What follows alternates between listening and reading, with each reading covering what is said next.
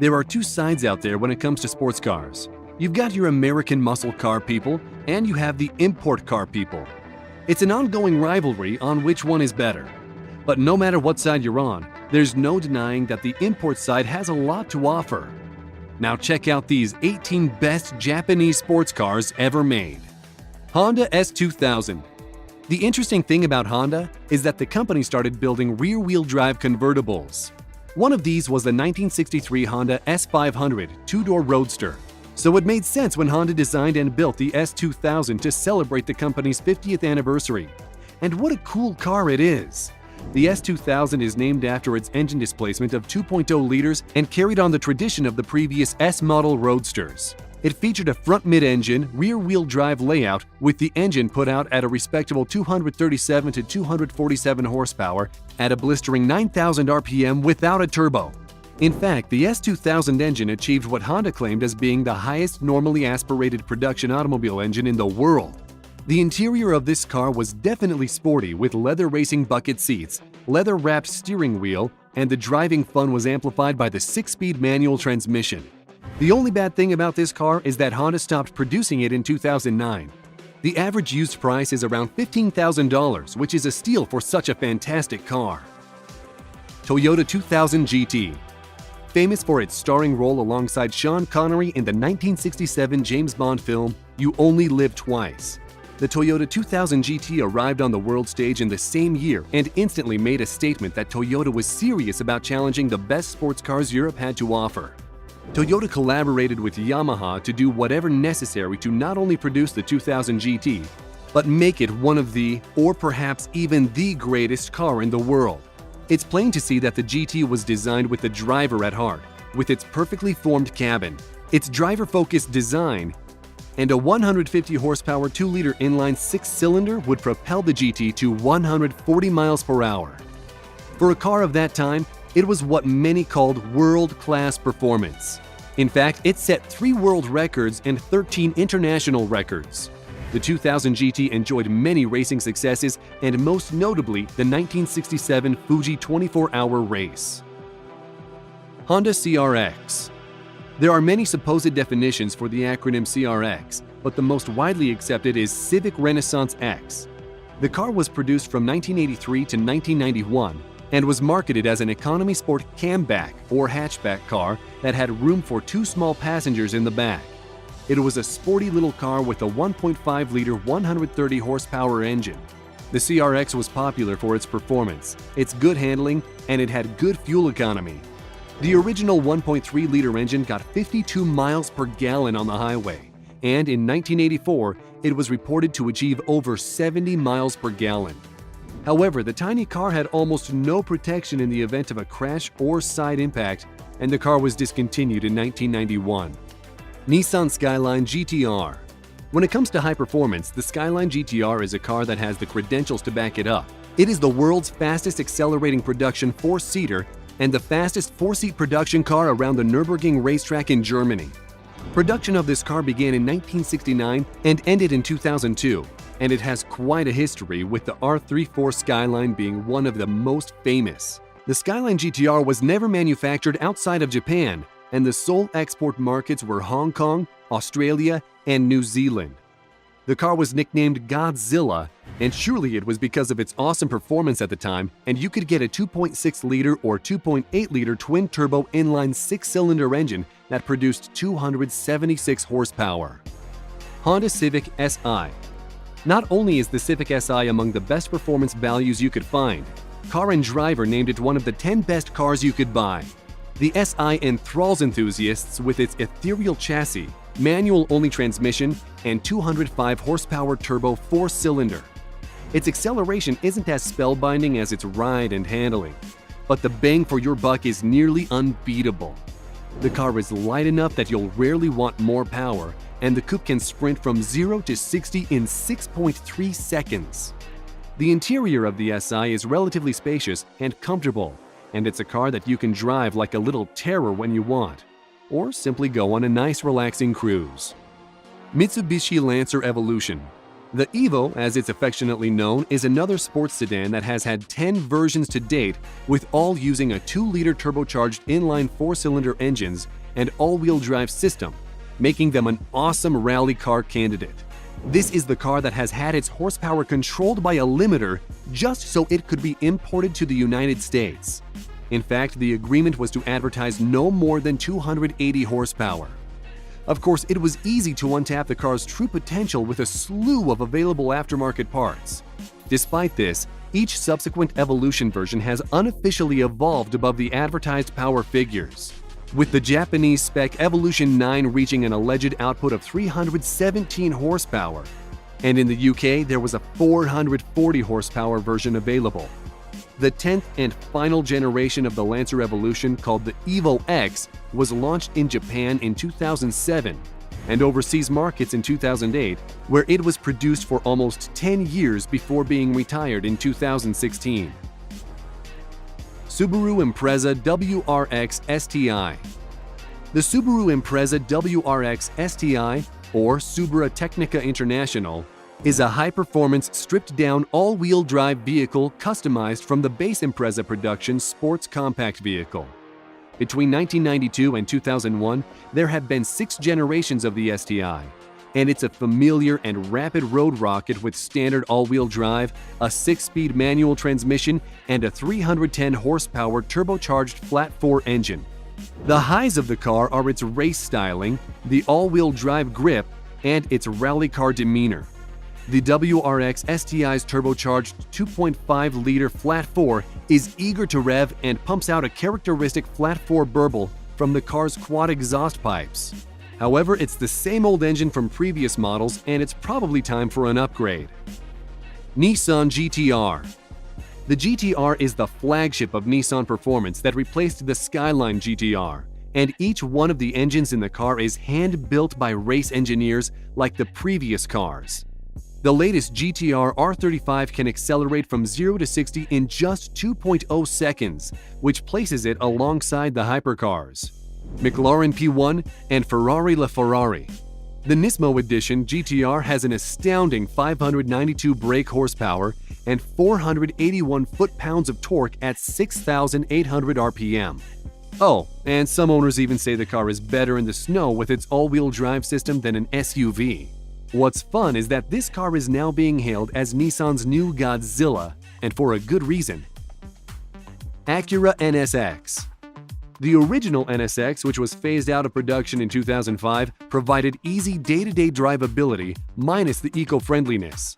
It had exotic looks, otherworldly performance, a compliant ride, and comfortable space for 2 adults and a reasonable amount of cargo. The NSX became the world's first mass-produced car to feature an all-aluminum body. It was powered by an all-aluminum 3.0-liter V6 engine, which featured Honda's VTEC system and a 5-speed manual transmission, or the F-Matic, which was a 4-speed automatic transmission, which could be shifted manually using a fingertip shift lever on the steering column. The new NSX is a hybrid sports car powered by 3.5-liter twin-turbo V6 engine and 3 electric motors, and is still the same daily driver supercar that has close to 600 horsepower. Toyota MR2. The MR2 in the name meant that the tiny car is a mid-engine, rear-wheel drive, 2-seater, and it was one of the smallest cars around at the time. It ran for 3 generations, with the first one being introduced in 1984. There were 3 engine choices for the sporty little car: a 1.5-liter, a 1.6-liter, and even a supercharged 1.6-liter. Primary features were its 2,350-pound body, strong handling, and the lightly powered small displacement engine. Toyota enlisted the help of Lotus engineer Roger Becker to design the suspension and handling. The main engine was a 1.6-liter inline 4-cylinder and dual overhead cams with 4 valves per cylinder. The car put out 128 horsepower, and the supercharged version produced 145 horsepower. It was by no means a really fast car, but it was very fun to drive. Lexus LFA.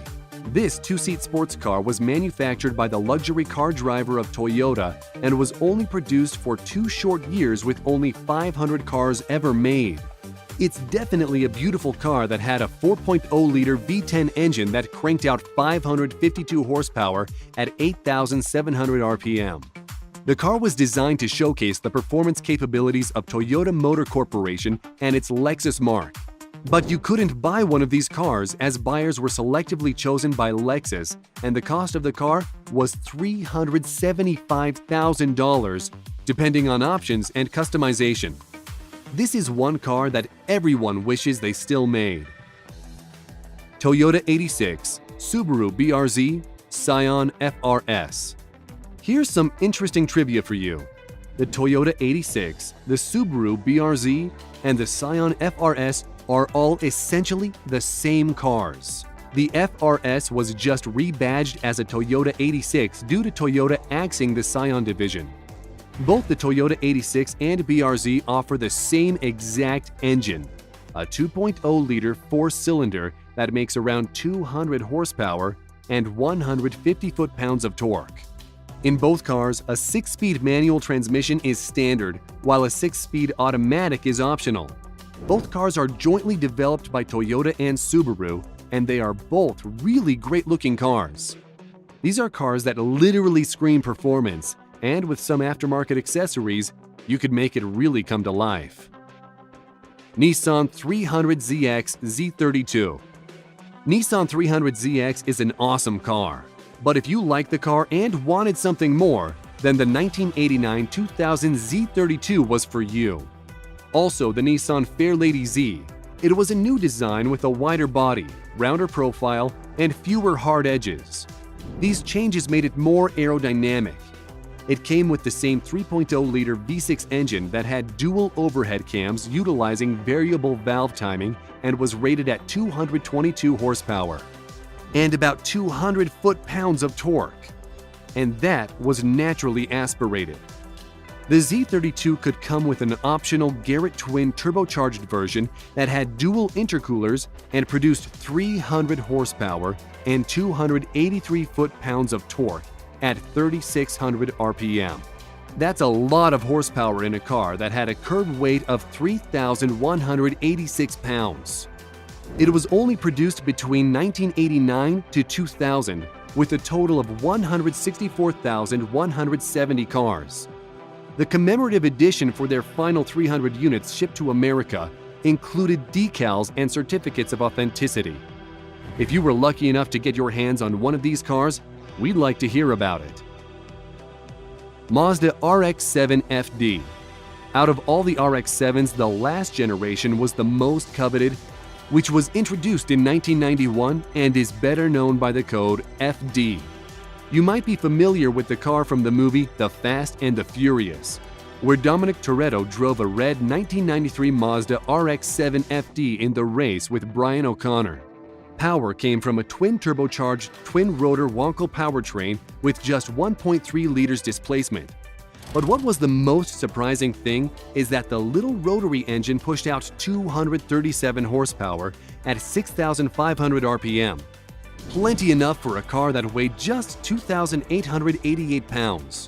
Add some custom aftermarket parts like cold air intake and decent exhaust, along with a bottle of nitrous, and you have yourself a real street monster.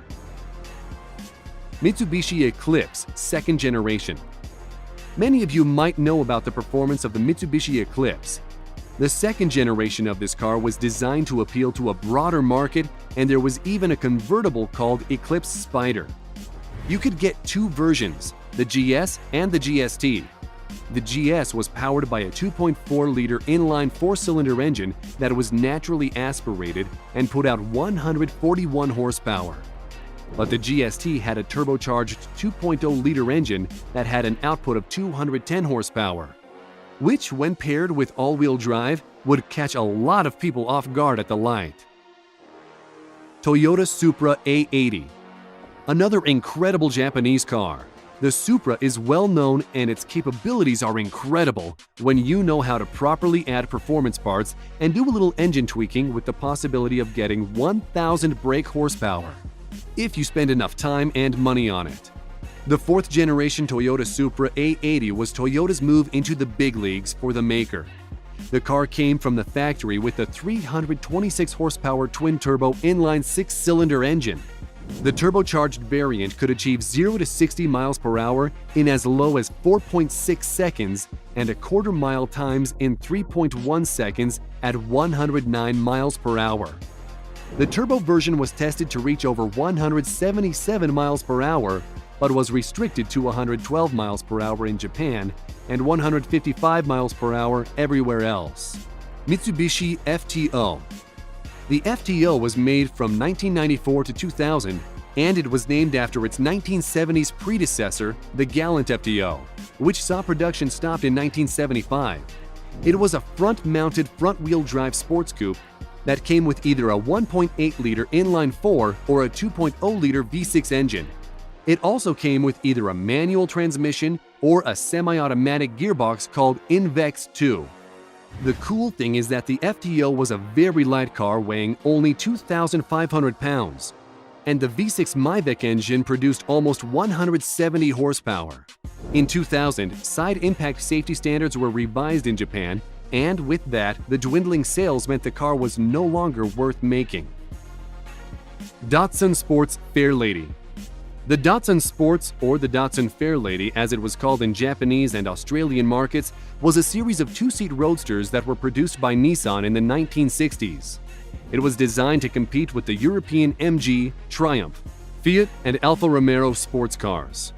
The lineage of this famous sports car began in 1959 with the S211 model and had continued through 1970 with the SP211 and SR311 lines.